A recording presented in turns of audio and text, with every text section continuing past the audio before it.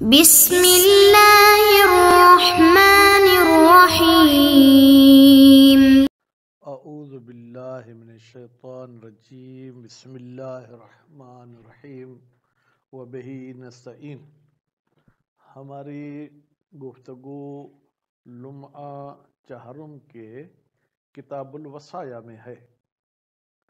اب کتاب الوصایا میں پچھلے درس میں ہم نے یہ پڑھا تھا کہ چونکہ وصیت ایک عقد ہے تو اس میں ایجاب اور قبول ہونا چاہیے۔ پھر سوال یہ تھا کہ ایجاب اور قبول آپس میں مقترن ہوں، یعنی جیسے ہی وہ ایجاب کرے فوراً مصالح قبول کرے، یا مصالح قبول کو وفات تک لیٹ کر سکتا ہے، وفات کے بعد قبول کرے۔ تو اس میں کچھ علماء نے کہا تھا کہ ایجاب کے ساتھ قبول ہونا چاہیے، اور کچھ نے فرمایا تھا کہ نہیں، وفات کے بعد قبول ہونا چاہیے۔ پھر اس میں یہ ضمنی بحث آئی کہ اگر مصالح نے موسی کی زندگی میں وصیت کو ٹھکرایا، قبول نہیں کیا، تو کیا وفات کے بعد قبول کر سکتا ہے یا نہیں؟ تو اس بحث کی کچھ عبارت رہ گئی جو ہم آج پڑھیں گے۔ باقی آج جو ہم نیا ٹاپک پڑھیں گے وہ یہ ہے کہ کیا مصالح قبول کرنے سے پہلے مر گیا تو اس کے وارثوں کو قبول کرنے کا حق ہے یا اس کے وارثوں کو قبول کرنے کا حق نہیں ہے؟ اس میں بھی یقیناً فقہی مسئلہ ہے، تو علماء کی مختلف آراء ہوں گی جو ہم عبارت میں پڑھیں گے، تو ہر ایک رائے کا انشاءاللہ ہم کوشش کریں گے کہ ہمیں علم حاصل ہو جائے۔ خوب ولو فرق، کل انہوں نے آ کے ہبہ اور وصیت کو قبولیت والے مسئلے میں گویا کہ ایک جیسا کیا تھا۔ آج شہید ثانی فرماتے ہیں اگر فرق کیا جائے بِأَنَّ الْمَانِعَ ہونا، بتحقیق وہ چیز جو رکاوٹ ہے قبول کرنے سے ہبہ میں، وہ انتفاع المقارنت بین القبول والایجاب، وہ یہ ہے کہ قبول اور ایجاب میں جو مقارنت ہونی چاہیے تھی، جو آپس میں ملنے چاہیے تھے، وہ جو ہے کیا ہے، منتفی ہیں۔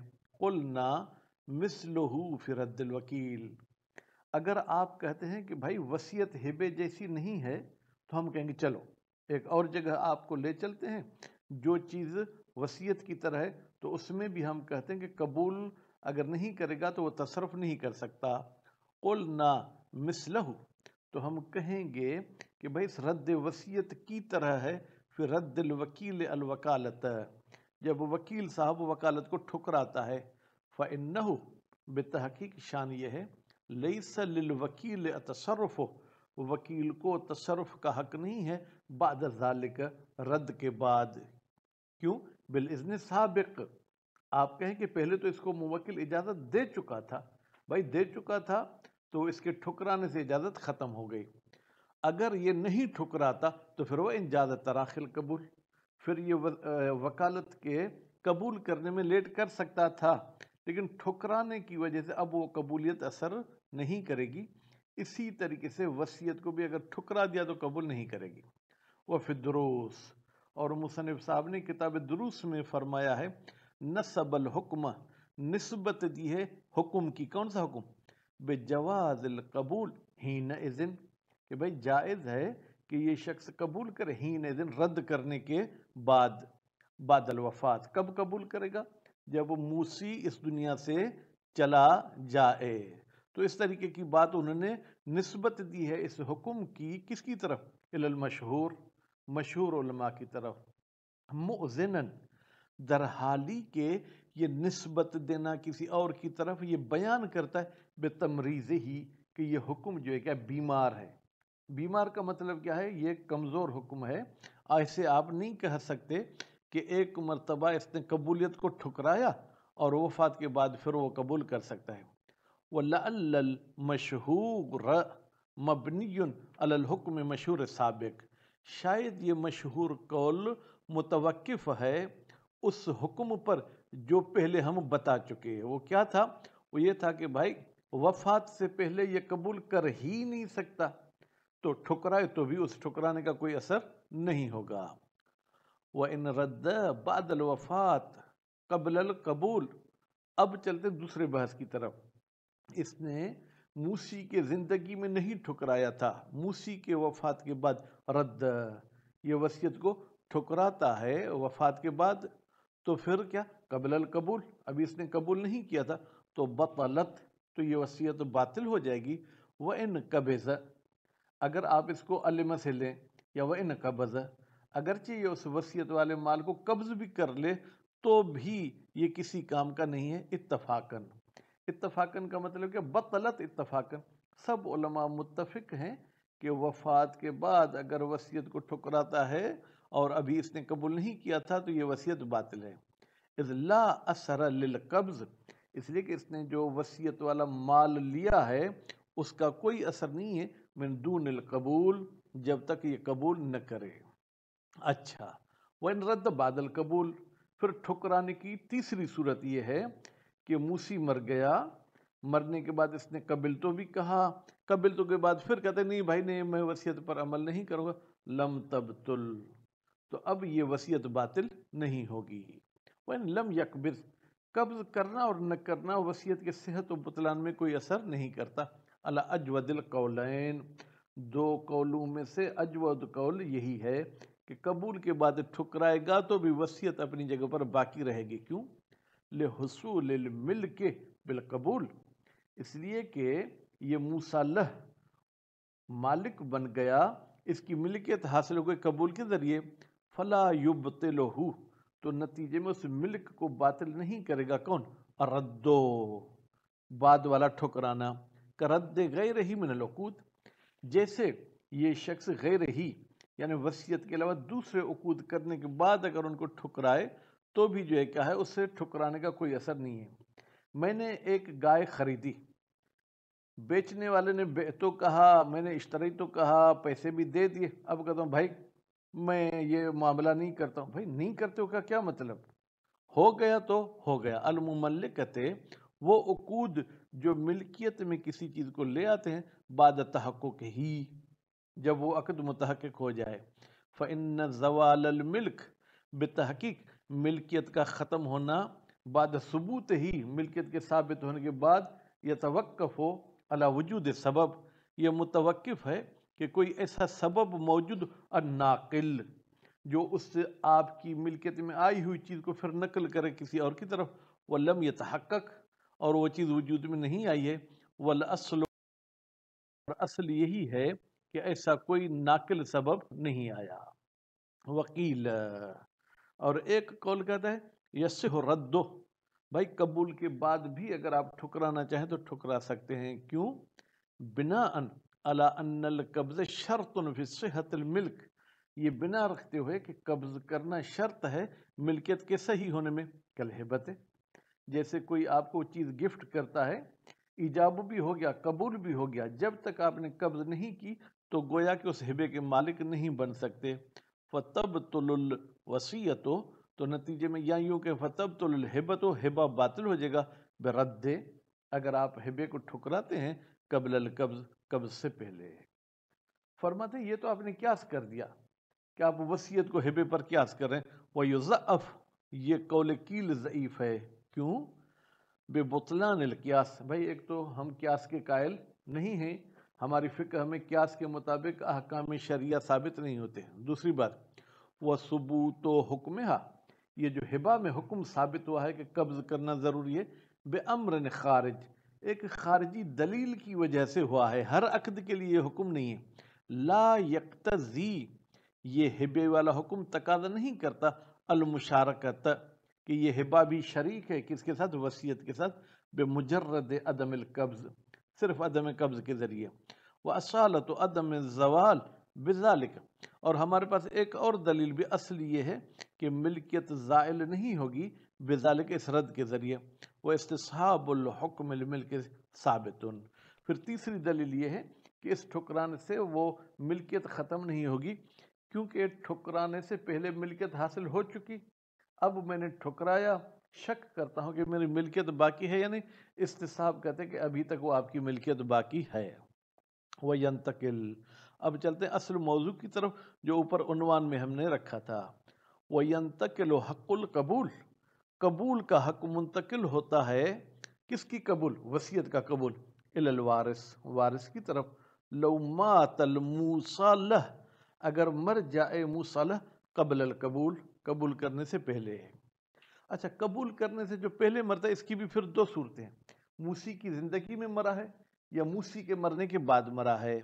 سواء مات، چاہے وہ موسی مر جائے فی حیات الموسی، موسی کی حیاتی میں، ام بعدہا، یا موسی کی حیاتی کے بعد مرے، علی المشہور. علی المشہور کا تعلق ینتقلوں کے ساتھ ہے، یعنی یہ حق منتقل ہوتا ہے مشہور نظریے کے مطابق. وہ مستندہ روایتن، اس مشہور کے قول کی دلیل کیا ہے؟ ایک روایت ہے، تدلو، وہ روایت دلالت کرتی ہے بے اطلاق ہے، وہ مطلق ہے، اس میں کوئی قید نہیں ہے کہ موسی کی حیاتی میں مرے یا موسی کی حیاتی کے بعد مرے. علیہ، علیہ کی ضمیر کہاں جائے گی؟ انتقال کی طرف. انتقال مرنا نہیں بلکہ ینتقلو حق القبول کی طرف. وکیل تبطل الوصیت بموتہ، ایک قول کہتا ہے کہ بھائی مصلح کے مرنے سے وصیت باطل ہو جاتی ہے. کیوں؟ لظاہر صحیحت ابی بصیر، ابو بصیر اچھے راوی ہیں، اللہ ان کی مغفرت کرے، انہوں نے ایک روایت صحیحہ نقل کی ہے، اور محمد ابن مسلم صاحب نے بھی رحمۃ اللہ علیہ نے بھی روایت صحیحہ نقل کی ہے ان صادق علیہ السلام، امام جعفر صادق علیہ السلام سے. اچھا، اب یہ جو روایت ہے یہ بالکل واضح کلیئر کہہ رہی ہے کہ بھائی قبول کا حق منتقل ہوگا؟ کہتے نہیں، اس کا ظہور اس میں ہے لیکن نص اس میں نہیں ہے. وفصل ثالثون، پھر تیسرا گروپ آیا ہے، اس نے اس حق کے قبول منتقل ہونے کے حوالے سے تفصیل کے قائل ہوئے ہیں. فَأَبْطَلَهَا، اس تیسرے گروپ نے وصیت کو باطل کر دیا، بے موت ہی، اگر موسی مر جائے فی حیات الموسی، موسی کی زندگی میں تو یہ وصیت باطل ہو جائے گی. لا بعدہا، لیکن اگر موسی کے حیاتی کے بعد یہ مرتا ہے، یعنی موسی مر گیا اس کے بعد موسی مرتا ہے، تو وصیت باطل نہیں ہوگی. اب ہم شہید ثانی سے پوچھتے ہیں، فرماتے ہیں والاقوی البطلان، قول قوی یہ ہے کہ موسی کے مرنے سے وصیت باطل ہو جائے گی. کب؟ مع تعلق غرض الموسی بالمورث، جب موسی کی کوئی خاص غرض تعلق رکھتی تھی مورث کے ساتھ. مورث بمعنی یہاں پر موسی، یعنی اس کا کوئی اس کے ساتھ رشتہ تھا، کوئی تعلق تھا، یا اس کو ہی صرف چیز دینا چاہتا تھا، اس کے وارثوں کو نہیں دینا چاہتا تھا.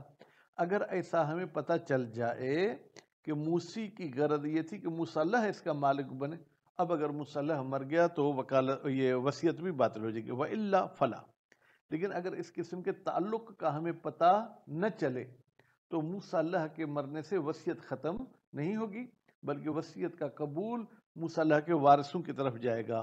وَهُوَ مختار المصنف فی الدروس، یہ جو ہم نے اقوا میں بات کہی ہے اسی بات کو مصنف نے انتخاب کیا ہے کتاب دروس میں. وَيُمْكِنُ الْجَمْعُ بِهِ وَبَيْنَ الْأَخْبَارِ، اور کہتے ہیں ممکن ہے کہ ہم اس قول اقوا میں اور احادیث کے درمیان جمع کریں. احادیث کیا کہتی ہیں؟ وصیت باطل ہے. قول اقوا کہتا ہے کہ ایک صورت میں وصیت باطل ہے، ایک صورت میں وصیت باطل نہیں ہے، ان کے درمیان جمع کریں. لو وجب، اگر جمع کرنا کیا ہے؟ واجب ہو. کیا مطلب؟ جب دو احادیث مختلف قسم کی آتی ہیں، سند کے اعتبار سے تمام حیثیات کے لحاظ سے ایک جیسی ہوتی ہے، تو پھر ان کو جمع کرنے کی کوشش کرنی پڑتی ہے، پھر اس میں کوئی نہ کوئی توجیہ کرنی پڑے گی. لیکن اگر ایک حدیث ضعیف ہے ایک قوی ہے، پھر تو جمع کرنے کی ضرورت نہیں ہے، ضعیف کو چھوڑ دیں گے، قوی کو لے لیں گے. ثم ان کان موتہ، پھر اگر موسی کا موت واقع ہوا ہے قبل موت الموسی، موسی کے مرنے سے پہلے، لم تدخل العین فی ملکہ ہی، تو یہ جو عین ہے جس کے بارے میں وصیت ہوئی ہے وہ موسی کی ملکیت میں داخل نہیں ہوگی. وَإِنْ كَانَ بَعْدَهُ، کان کی ضمیر کہاں جائے گی؟ موت الموسی، اگر موسی کا موت واقع ہو بعدہ، موسی کے موت کے بعد، ففی دخول العین، تو پھر آیا عین موسی کی ملکیت میں داخل ہوگی یا نہیں ہوگی؟ وجہان، اس میں دو وجہ ہیں، مبنیان، ان دونوں وجہوں کی بنا رکھی گئی ہے. الا ان القبول حل ہوا کاشف، کیا یہ قبول پردہ اٹھاتا ہے کس سے؟ ان سبق الملک، کہ بھئی ملکیت پہلے ہی منتقل ہو چکی تھی. من حین الموت، موت سے مراد ہے موت موسی، جیسے موسی مرا تھا یہ ملکیت چلی گئی تھی مصالحہ کی طرف، کاشف مانتے ہیں، ام ناقل لہو، یا یہ جو جناب قبول ہے یہ نقل کرتا ہے ملکیت کو، یعنی پہلے ملکیت مصالحہ کی طرف نہیں گئی تھی بلکہ مصالحہ کی طرف یہ ملکیت جا رہی ہے من حین القبول، جب وہ قبول کرے گا۔ ام الملک یحصل للموصلہ، یا ہم یوں کہیں کہ ملکیت تو ہو جائے گی مصالحہ کی وفات موسی کے ذریعے، لیکن متزلزلا، پکی ملکیت نہیں ہوگی، یہ ڈگمگاتی ہوئی ملکیت ہوگی، وہ یستقر بالقبول، اور یہ پکی ملکیت اس وقت ہوگی جب یہ شخص قبول کرے گا۔ اوجہن، اس میں چند وجہ ہیں جو کیا ہے تاتی، انشاءاللہ ان کا اگلے درس میں ہم ذکر کریں گے۔ وَتَظْهَرُ الْفَائِدَةُ، کہتے ہیں بھائی میرے جب تک قبول نہیں کرے گا تب تک تو اس کی ملکیت پکی نہیں ہوگی، یا اگر ملکیت بھی ہو گئی تو اس ملکیت کا کوئی فائدہ بھی ہے یا نہیں؟ یہ جو آپ تین اقوال کہہ رہے ہیں، کہتے ہیں جی ہاں فائدہ ہے۔ کہاں پر؟ فیما لو کان الموصى، موصى اس مال کو کہتے ہیں جس کے بارے میں وصیت کی گئی ہے۔ کہتے ہیں اگر موصى ایسی چیز ہو یا ایسے مال ہو ینعتق علی الموصلح، جو آزاد ہو جاتا ہے مصالحہ پر۔ کون سا مصالحہ؟ المیت، جو مر گیا، لو ملک ہو، اگر مصالحہ اس کا مالک ہو جائے۔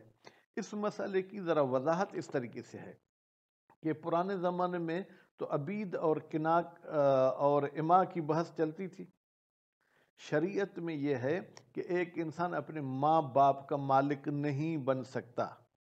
میرے والد صاحب موسی کے عبد تھے، موسی نے وصیت کی تھی کہ یہ جو میرا عبد ہے میرے مرنے کے بعد رحمانی کا ہوگا۔